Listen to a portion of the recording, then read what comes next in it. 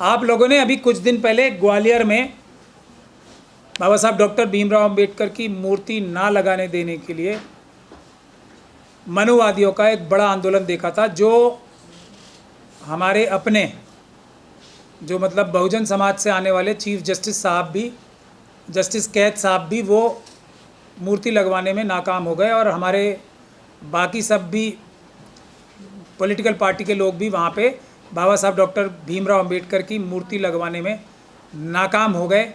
तो एक बार फिर इस बात से ये जाहिर हो जाता है और उसके बाद के मनुवादी बाबा साहब को भूल नहीं पा रहे हैं। बाबा साहब के संविधान को ख़त्म करने के लिए वो दिन रात जहाँ मौका मिलता है वहाँ उसके ऊपर हमला ज़रूर करते हैं, बाबा साहब के ऊपर और बाबा साहब के संविधान के ऊपर। और हमारे लोग, जैसे हमारे खुद के चीफ जस्टिस साहब पूरी तरीके से नाकाम रहे, हमारे अंबेडकरवादी लोग अपनी सभ्रांता में कह लीजिए, बाबा साहब का कोई बड़ा विषय जब आता है तो हमारे पदों पे बैठे हुए अंबेडकरवादी बैकफुट पे चले जाते हैं। ये बहुत ही दुख की बात है। हमारे आज के जो चीफ जस्टिस साहब हैं, उन्होंने तो जय भीम भी बोला था शपथ लेते हुए, और देश की सबसे बड़ी पार्टी जो अपने आप को कहलाती है आरएसएस और बीजेपी के रूप में, उसके नेता एक बार फिर संविधान में से,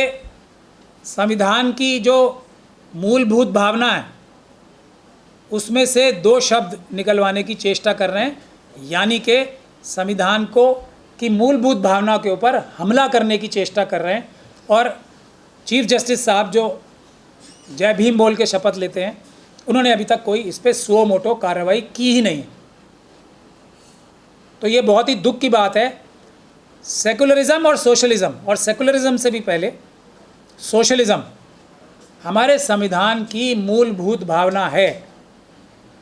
बाबा साहब की जो बुनियादी स्ट्रगल, संघर्ष था क्या, कि इंसान इंसान के बराबर होता है और किसी भी राष्ट्र की संपदाएं जो हैं उसका मालिक, एक वोट का अधिकार क्या है। पहले के ज़माने में राजा मालिक होता था ना पूरे देश का, अब जनता ही राजा है। तो इस देश की सभी संपदाओं को पर बराबर का हक देने के लिए ही तो बाबा साहब ने एक वोट का अधिकार सभी लोगों को बराबर का दिया है। तो एक वोट का अधिकार ही सबसे बड़ा सोशलिज्म का सिंबल, निशानी या सबूत है। सोशलिज्म बाबा साहब की सबसे बड़ी गिफ्ट है हमारे देश को, और बाबा साहब से सबसे बड़ी नफ़रत भी सोशलिज्म की वजह से, उनके सोशलिस्ट विचारों की है। इंसान इंसान के बराबर और धरती की संपदाओं पे सब मानवों का बराबर का अधिकार। इसकी वजह से ही तो मनुवादी बाबा साहब से चिढ़ते हैं। मनुवादी मनुस्मृति क्या है जो हम समझते हैं मनुस्मृति, कि किसी भी व्यक्ति को, कुछ लोगों को छोड़ के प्रॉपर्टी रखने का, पढ़ाई करने का ये अधिकार ही नहीं होने चाहिए। सड़क पे चलने का अधिकार नहीं होना चाहिए, पानी पीने का कॉमन जगहों से अधिकार नहीं होना चाहिए। सोशलिज्म इसके विरुद्ध है। तो मनुवादी अपने मन से ही कैपिटलिस्ट होते हैं, और कैपिटलिज्म में पहला सिद्धांत क्या है, किसी भी तरीके से येन केन प्रकारेण पैसा बनाओ, अपने पास पैसा इकट्ठा करो। जो मुंह दिखाने के लिए सबको कंपटीशन करने का मौका देते हैं, कंपटीशन से जो है ज़्यादती नहीं होगी। पैसा कमाने की जो लालच या जो ललक है वो कंपटीशन से बराबर हो जाएगी, मतलब कंपटीशन उसको नाजायज़ तरीके से इस्तेमाल होने से रोक लेगा। लेकिन पूरी दुनिया में हम लोगों ने देखा है, जहाँ भी कैपिटलिज्म है वहाँ कंपटीशन रहता ही नहीं है। ये कंपटीशन ऐसा कंपटीशन होता है जैसा कि EWS के जो जनरल कैटेगरी के लोग हैं उनको तो रिजर्वेशन मिलनी चाहिए, और SC ST OBC और दूसरे कमज़ोर वर्गों से रिजर्वेशन छीन ली जानी चाहिए, क्योंकि रिजर्वेशन जो है वो किसी को नाजायज़ फ़ायदा करने की नज़र से देखा जाता है। तो ये कैपिटलिज्म और सोशलिज्म की दो डेफिनेशंस हैं। सोशलिज्म रिजर्वेशन चाहता है, एफर्मेटिव एक्शन चाहता है, क्योंकि वो ज़रूरी है, वरना ताकत कुछ लोगों के हाथ में आ जाती है तो वो दूसरे लोगों को उस सर्कल में घुसने ही नहीं देते ज़बरदस्ती गलत इस्तेमाल करके ताकत का।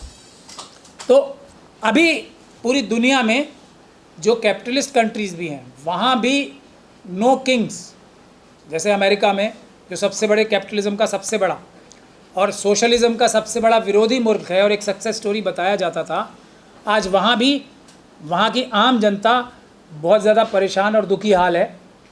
इसकी वजह से वो नो किंग्स नाम की एक आंदोलन चल रहा है जिसकी में 2000 से ज़्यादा प्रोटेस्ट हुए हैं अमेरिका में।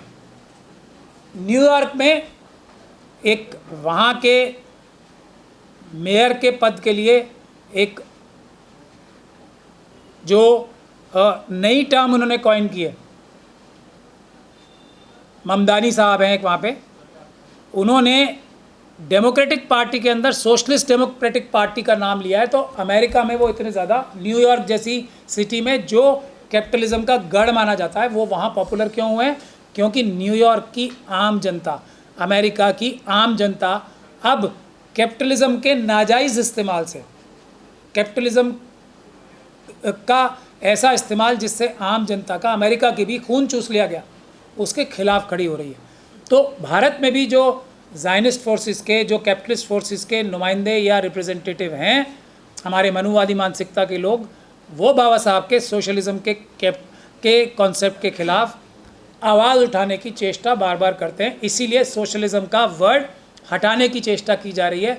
बाबा साहब के संविधान की आत्माओं में से सबसे बड़ी महत्वपूर्ण जो विषय है वो सोशलिज्म ही है। दूसरा सेकुलरिज्म। सेकुलरिज्म भी जो संविधान का पार्ट 3 है, फंडामेंटल राइट्स हैं, मौलिक अधिकार हैं, उसमें बाबा साहब ने रखा है कि सभी धर्मों के लोगों को अपने धर्म के अनुसार अपने धर्म का पालन करने के लिए और उसके प्रचार करने के लिए पूरी आज़ादी है। तो सेकुलरिज्म का वर्ड भी संविधान की मूलभूत भावना से ही निकल के आता है। और जो फ्रीडम की बात प्रीएम्बल में बाबा साहब के संविधान में लिखी हुई है, वो भी क्या है? Liberty of thought. लिबर्टी जो आज़ादी है ना, वो थॉट की, एक्सप्रेशन की, बिलीफ की।